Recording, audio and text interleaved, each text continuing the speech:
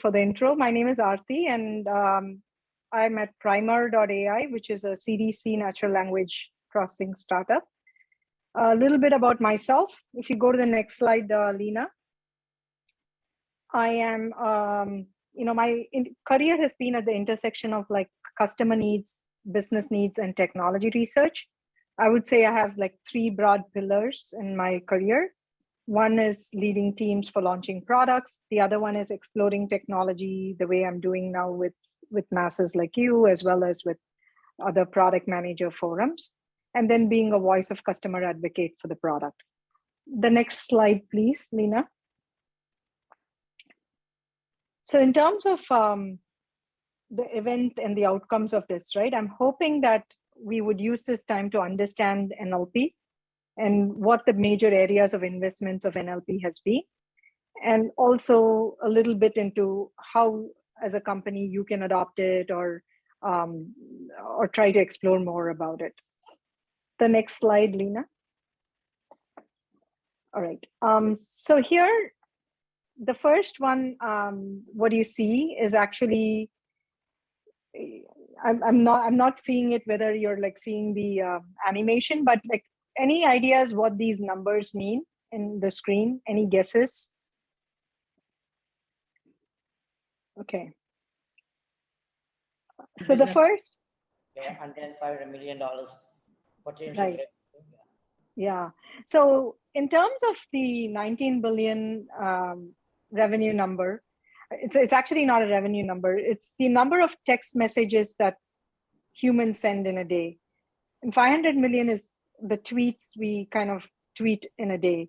And 4 million is, or 4 petabytes is the amount of data we generate as humans every day on Facebook. And this is a little older, so it's even growing up compared to what we saw here. And that 4 petabytes of data is equivalent to you watching 10 years of Netflix data or Netflix movies, right? 44,000 movies to be precise. Or taking like a 1 GB flash drive and arranging it in 386 football field sizes of football fields. So it's like 386 times this 1 GB size flash drives. So just imagine the amount of data we generate, right? It's just enormous. Next slide, please, Reena. So what I would say is, first, with this amount of data, we need some kind of external help with tools like natural language processing that's going to enable us to get better at understanding this data. So it's the ability, or natural language processing is the ability to teach a machine to understand, analyze, and respond to the text. The science of building machines so that they can read and write similar to humans is what Primer.ai is doing. And that's very exciting to me because of this huge amount of information gap with the data we are going to get. Next slide, please. So in terms of natural language processing, there is 2 pieces of it. There is natural language understanding and natural language generation. So in terms of understanding, as a humans, we take so many things for granted, the way we pronounce things, the semantics, the context. But teaching machines to do all that, to understand the phonemes, semantics, and the syntax is the challenge of the natural language understanding. And then the second piece of it is not just understanding, you're generating and responding to it, right? So that is the machines are automatically generating understandable text in human languages, and that's natural language generation. And you have OpenAI, which is creating a lot of those capabilities. So if you go through this in the slide animation, we talked about how much data is being generated and how our brains can only process a little data, and there is a big information gap. So I almost think that there is a Maslow's hierarchy of needs. Similar to that, there is the hierarchy for NLP needs as well. First, with the basic needs. So the basic needs are like your security and safety. And today NLP has permeated that with, like, Primer launched its own application called Command.ai, which is used to help you in situations for security and safety, in times of war, in times of need, in times of disasters. So it can help you identify those threats. And with your tools like Alexa or Google, you're able to use natural language processing to communicate with somebody at the door, or somebody, even if you're not in your house, to have that capability and interact with that for safety. Beyond safety, especially during COVID, we've been working from home, and our whole social structure has been disbanded. A lot of people relied on bots. This was crazy, but there was this bot called Replica, which was featured in New York Times. And the usage just increased during COVID because people were feeling lonely. It's those interactions where you're almost getting the human effect from this computer by talking to, you don't even realize you're talking to a bot on the other side. And those are catching up, and especially with the millennials, this is quite popular as well. Alexa actually has a competition called Alexa Prize for university students to talk to the system and pass the Turing test so that it passes human level accuracy. And essentially, the winner of that competition gets featured on Alexa. And you can try it out by saying, Alexa, let's chat. Or so there are like all these psychological needs which you can get from NLP as well. And then the next one is where a great example of a AWS solution architect who built with Alexa and text-to-speech and speech-to-text. He built a model where his autistic son wanted to know like when to brush the teeth or when to use the restroom. They were able to get that through the smart speaker, so they can remind this child to do their appropriate action. So it's the power of that is not just limited to like your analysis and news. It can go, the moment it reaches your speech, it can go beyond just analysis and generation of content. Finally, I would also say it's being used in in forums where we have like online meetings. You want transcriptions, you have multiple languages. So NLP kind of helps level the playing field by giving you instant transcription or language translations and so on with different language models. So where do we think, the next slide, please, the next one. Where do you think investments are going in NLP primarily? So if you think about the last couple of years, it's still been like really small. It's in its infancy. It's only 8% of the total AI market. And the total AI market is about more than 120 billion. And this is nearly only at 12 billion so far. And it's expected to reach 31 billion in 2026. So you can see that we're just starting to penetrate into markets and go mainstream with NLP, and it's not yet caught on as something like recommendation systems or something like computer vision for security and so on. But one of the things which in the last couple of years has caught on is like tons of data, because you saw this intelligence gap and how much data these humans are generating. We are seeing like annotation and data labeling as one of the big areas here. And then followed by sales optimization. You have sales calls, you have to analyze it, you have to invest in it and see how you can do better and improve ourselves. Gong.io is one of those startups which got like 500 million in funding in that space. And then you see that there are so many different use cases here. You need platforms to unify these use cases to be able to solve like sentiment use case for HR or an exit survey or something like that. Or you want to be able to solve security use cases by finding fraud, or you want to be able to solve, you want to remove entities from some complicated document and so on. So there are multiple use cases that you can solve from a single platform and abstract the complexity of the platform for the customer. And that was another area of investment. And Primer plays in that space as well.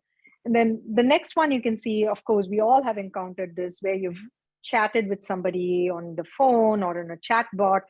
That customer support systems are booming with like having their own chatbot systems.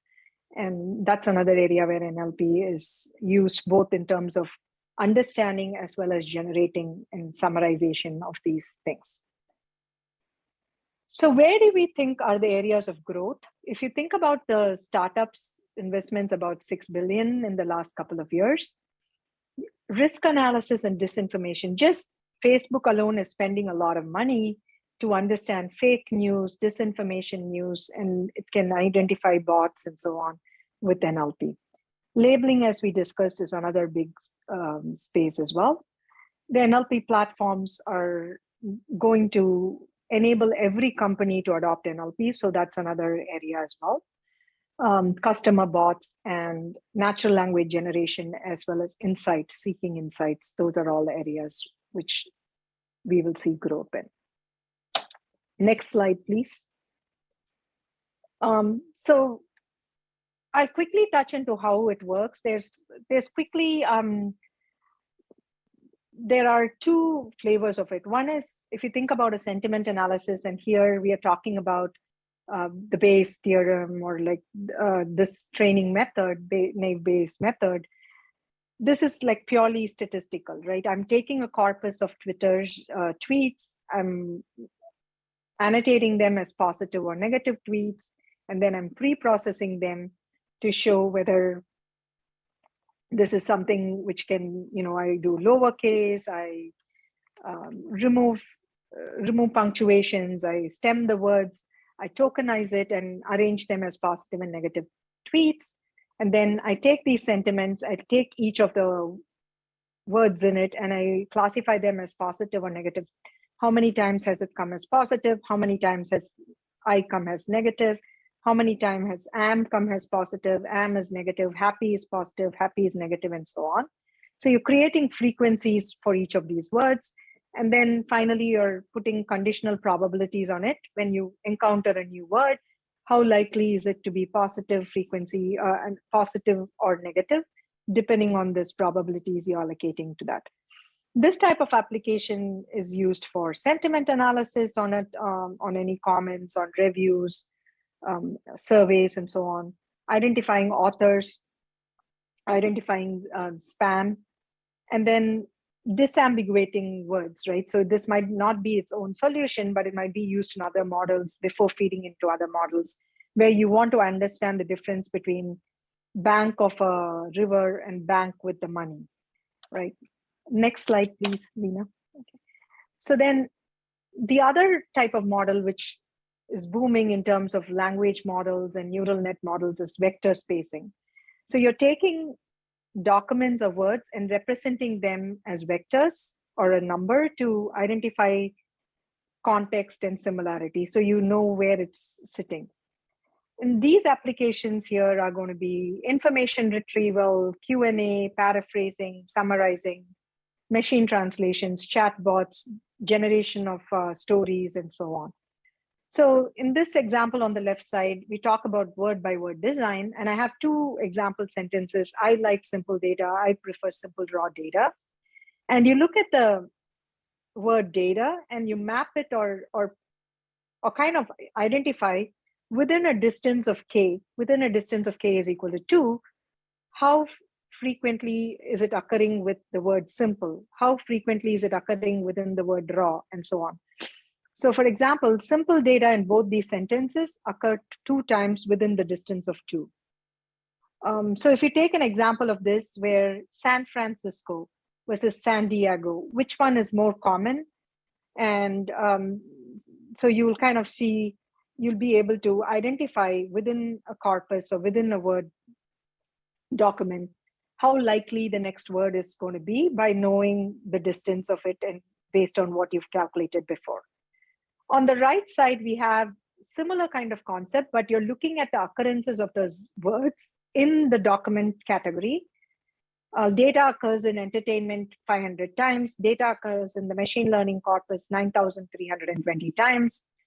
And then you can, once you have this kind of mapping or frequencies within those words, you can then find that you can start comparing these vectors, the distance of these vectors within the categories, or use other types of distance calculations like Euclidean distance or cosine similarity to understand how similar these documents are or how varied these documents are. And if you look at it, these are just high-level concepts, but there are so many different types of algorithms which come out every day. And research is progressing more and more on these language models. And you have to use take these pre-trained models, which are coming out based on research, and see which one works best with your use case and improve the accuracy on that. The next slide, please. This is the final one, Murthy, so no worries. So how do you want to start exploring NLP as a service, right? Like, or an NLP in your company. You want to work with a partner, or you want to first identify a discovery within your company to get all the digital data. Do you have a lot of text data? Do you have a lot of digital data that you want discovery on? So identifying where it takes a lot of time to analyze it, where can you automate these things is the first step. And then you take a valid use case for doing a proof of concept. And then you get your executive support and employee talent development using Edcast, Coursera, deep learning, whichever, so that people get familiar with these concepts. And then have them read some papers, be aware of research trends, maybe even organize a hackathon internally or with your external NLP provider who can come in and enable your workforce to try out something easy and new. And especially if it's given as a service with APIs, it should be really easy to classify sentiments or classify your documents and so on, or summarize something. And then if you like that, you can select an NLP service provider or a platform and expand your use cases to build other value-driven use cases to see how much time you save or how much money you generate and so on.